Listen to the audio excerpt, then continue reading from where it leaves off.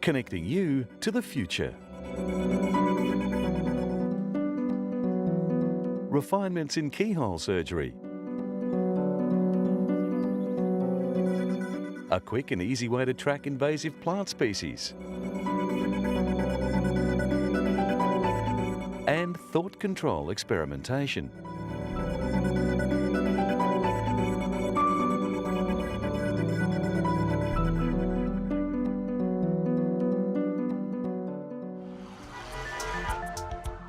As lifespans continue to increase, there are more and more elderly people, and they are healthier, more alert, and considerably more active than previous generations have ever been.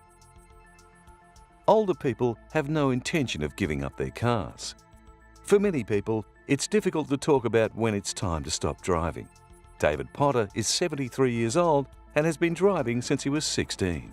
Well, I don't have any impairments and I have perfect vision. As you notice, I'm not wearing glasses, so my reflexes are still very, very good, and I don't intend to be taken off the road by anyone. Birthdays do not kill. Health conditions do.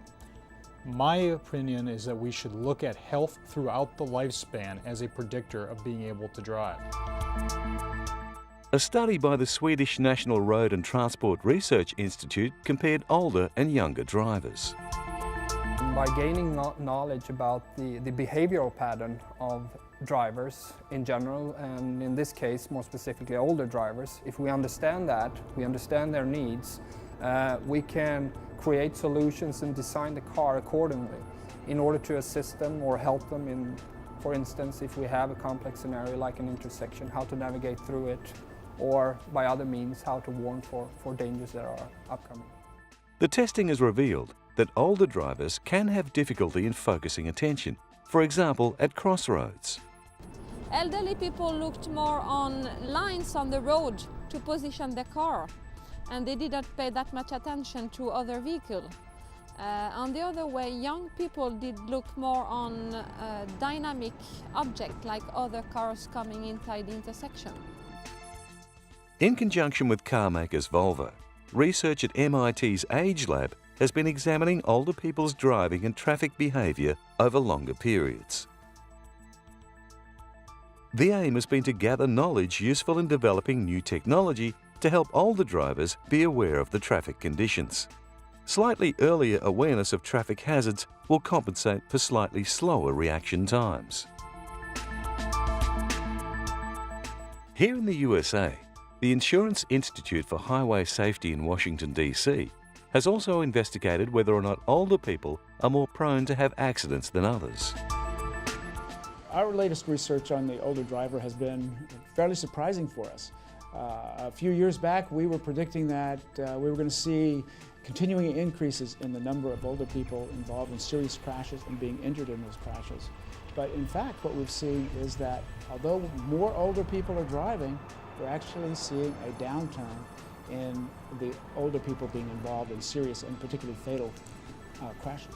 I think the auto industry is only beginning now to think about the aging population. They have defined older drivers as, can you get in the car, can you get out of the car, is it comfortable? In fact, what we should be looking at is what are those technologies that can compensate for reductions in vision, warning systems that can compensate for, frankly, there's more cars on the road, as well as how quickly we can respond. The car industry is more aware of tomorrow's motorists, and researchers are developing ideas to increase traffic safety for all who use the roads.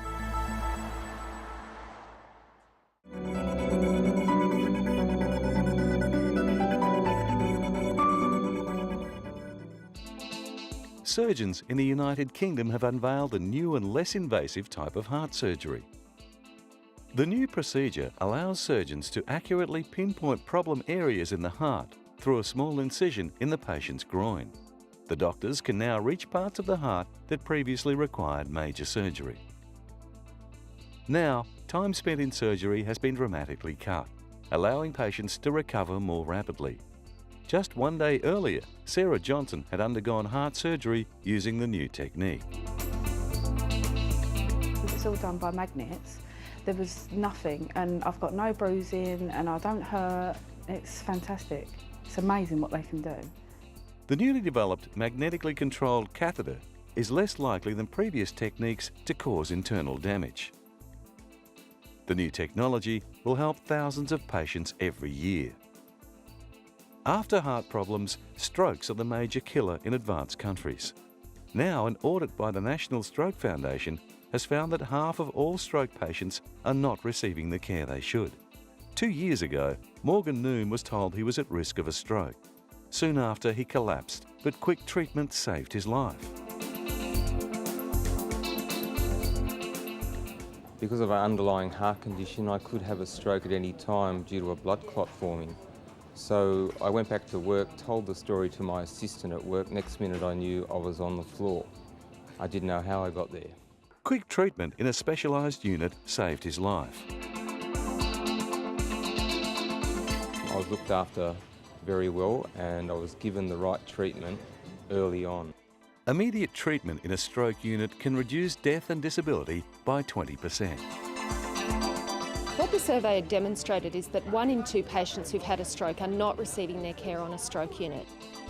The report says 22 large hospitals that need a stroke unit don't have one. If these hospitals had specialised units, many lives would have been saved. About 1 in 2 patients who've had a stroke are getting onto a stroke unit. We've estimated that if 100% of patients who've had a stroke get onto a stroke unit, we would see about 700 people leaving hospital alive and independent. So it's 700 lives we could see saved through stroke unit care. Australians suffer more than 80,000 strokes each year.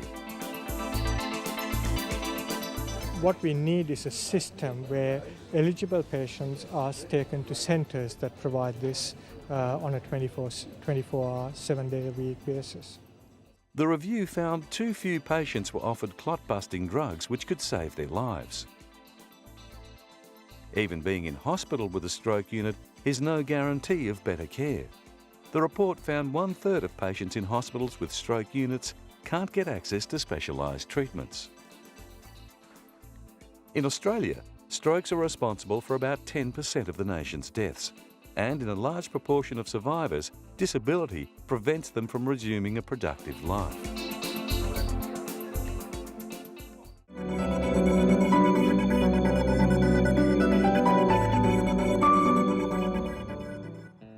In the Santa Monica Mountains just north of Los Angeles, National Park Service workers have taken part in a novel form of data gathering using the mobile phone.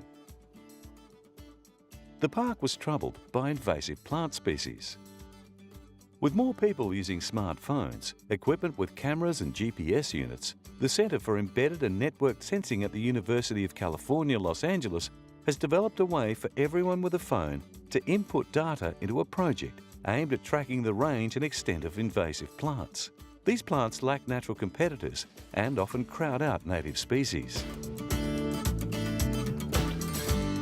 We were given phones that we were able to take with us into the field when we were doing our normal jobs, and since I am a botanist, I'm often surveying vegetation up in the mountains anyway, and so every time I came across a weed like Spanish broom, especially a new occurrence we didn't know about, all I'd have to do is take a photograph of it and it would automatically be linked to a GPS point and we wouldn't have to do any data entry. It doesn't even really slow us down, so we're able to document the occurrence and spread of these plants while we're doing our normal jobs. With smartphones from CNS, the Park Service collected in a few weeks a quantity of data that had previously taken 2 years to gather. Invasive species like Spanish broom and harding grass have few, if any, evolved competitors to check their growth. Graduate student researcher Sasank Reddy began working on the participatory sensing project last year. The cool thing about it is that it shows you where you're located whenever you take the photos, so then you can go to the map and see all the other flowers that are around that particular region as well. The group linked up with students at UCLA's Institute on the Environment to develop on-campus surveys like What's Bloomin', which allowed students to upload and map blooming flowers on campus. Similar to the park where we were looking at invasive plants, on campus we wanted to do something where we can explore the flora that exists around our university. So we had students go out into UCLA and take pictures of things that were blooming at the time. So we had an application that the students around campus could use, and you can capture the actual photo. Capture a photo of these of flowers around campus. Students submitted about 4,000 photos in only 2 weeks. This campaign served as a way to test the group's technology before deploying it with the Park Service. But it also got many students enthusiastic about learning about the different types of flowers blooming on the UCLA campus. Eventually, researchers hope to make the database tool simple enough so that users can adapt it to their own unique projects. Deborah Estrin, Professor of Computer Science and Electrical Engineering at UCLA, says smartphones have emerged as the perfect way to bring down the cost of putting sensors in multiple locations for a variety of scientific projects. After working with a broad range of natural scientists to improve their data collection, the SENS group developed the idea of participatory sensing with cell phones to replace expensive embedded sensors. So one thing that we find clients and find people who are interested in, we develop a campaign for them, like for the National Park Service. But the real power of the technology is sort of like the web, that anybody can now go and set up their own website. And so this has that same potential, that anybody can go and create their own campaign. The side that is on the server, that's on the web, and what can get downloaded to the phone. This project is realising a new potential for everyday people to get involved in science. But another species under pressure is proving harder to understand. Around the world, the honeybee is in decline, and the British government has made funding available for a research project with a primary focus on bees. Bees are vital to most species of flowering plant. They rely on them for pollination, and without bees, agriculture would not survive. But during the last 2 years, bee populations across the world have declined by about 10 to 15%. The newly announced research project will look at the relationship between pests and diseases, agricultural practices, climate change, and pollinating insects. There are over 2,000 species of butterflies and moths. There are over 250 species of bees in Britain. So if this becomes a project aimed at funding research on more than 2,000 species of insects, I rather fear that the honeybee, which is a single species and the most important pollinator, may get a little bit left out. Bee populations had been in gradual decline since the 1970s, but by 2006, hives were collapsing. It's really an uphill battle now to keep bees alive, whereas it used to be very easy. You used to medicate them once a year. You now got to keep on top of them very, very carefully and keep checking. It's a real disaster. Known as colony collapse disorder, it's thought to result from a combination of factors, but a lot of work remains to be done to understand what can prevent the bees' decline.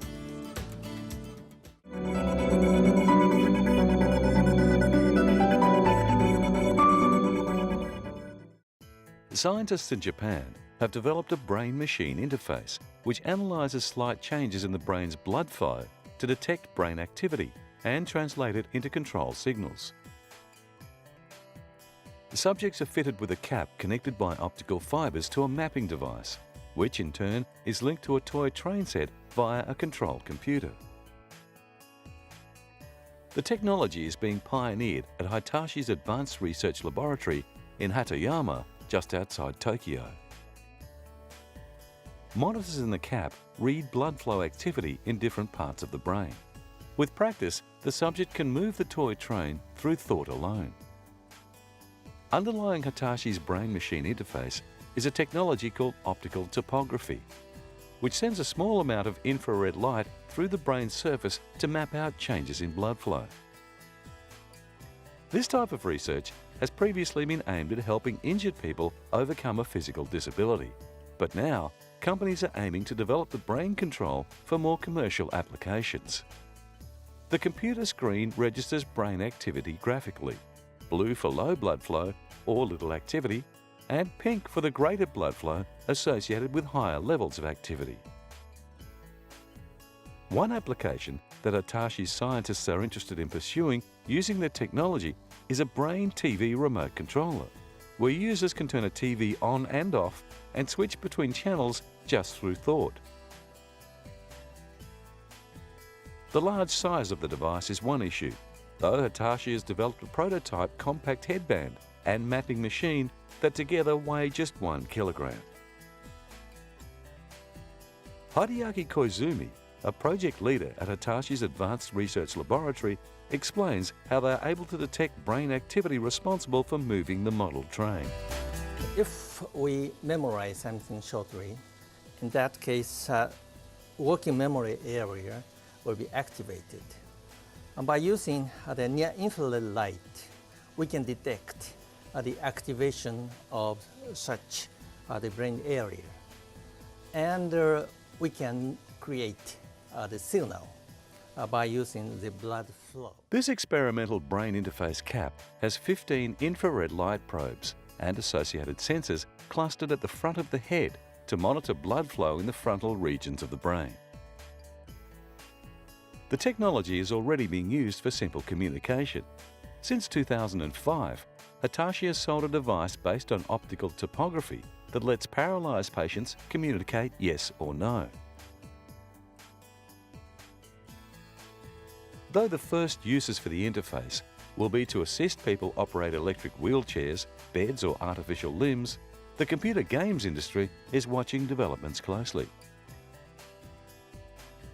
But others are working on a brain-machine interface that uses different technology. At the Riken BSI Toyota Collaboration Centre in Saitama, scientists are developing a system which directly reads the brain's electrical activity. Here they are controlling a wheelchair. The person in the wheelchair wears a cap fitted with an array of electrodes that can detect electrical brain signals. Brain-computer interface and brain-machine interface is the same, but in the United States, by brain-machine interface, they understand invasive way. So in this case, it's necessary to put electrodes inside of the brain. And such experiment is done mostly for animals, monkeys. Our system is completely safe and user-friendly and is non-invasive. So we use electroencephalography. Brain impulses picked up in the cap are relayed to a brain scan electroencephalograph. The laptop computer can analyse the brainwave activity and separate it into various control signals that can be used by the electric wheelchair. The system allows the person in the wheelchair to turn left or right and go forward almost instantly. So the main purpose is to develop such system which could be useful for people, elderly people or people with limited mobility or disabled people, handicapped people or partially paralyzed people. So they can use such wheelchair in the future without any assistant, and they can move, they can improve their mobility and independence. This form of sending specific commands via brainwaves has achieved an accuracy rate of 95%, which Toyota says is the highest level yet attained. Can you turn more right? Yes, more right. Toyota does not have any plans to develop the technology for commercial sale, as they still see the system as a work in progress. The research team has worked strictly toward the objective of developing a viable system for disabled people to effectively control a wheelchair. As a fail-safe precaution, coming to a stop still requires more than a thought. The person in the wheelchair must puff up a cheek, which is picked up in a detector worn on the face. The initial aim is for the technology to be of use at hospitals or care centres. One condition, known as amyotrophic lateral sclerosis, results in sufferers being completely paralysed even though brain function remains unaffected. An ALS patient can see and hear, but they cannot move or communicate. Further development of this technology could be of great benefit to people with this affliction. To make specific movements, the user has to focus attention toward predetermined areas. To gain more sophisticated control, researchers have to learn more about the brain's complex electrical activity.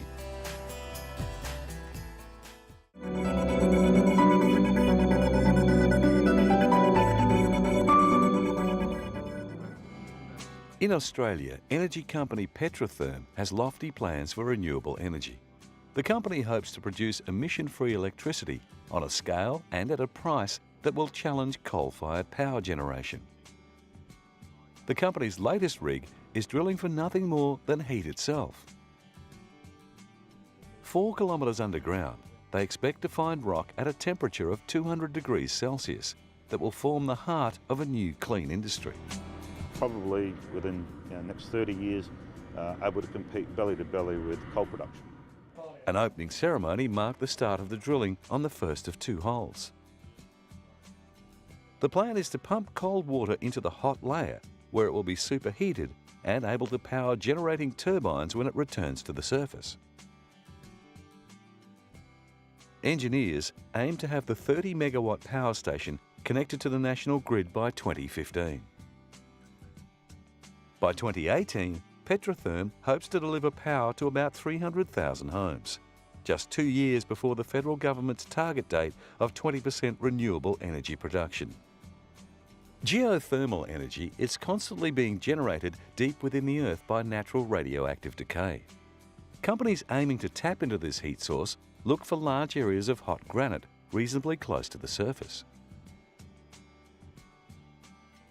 Drilling rigs need to penetrate to depths of around 4,000 metres, and 2 wells, an injection well and a production well, are required to circulate water through and recover it from the granite beds.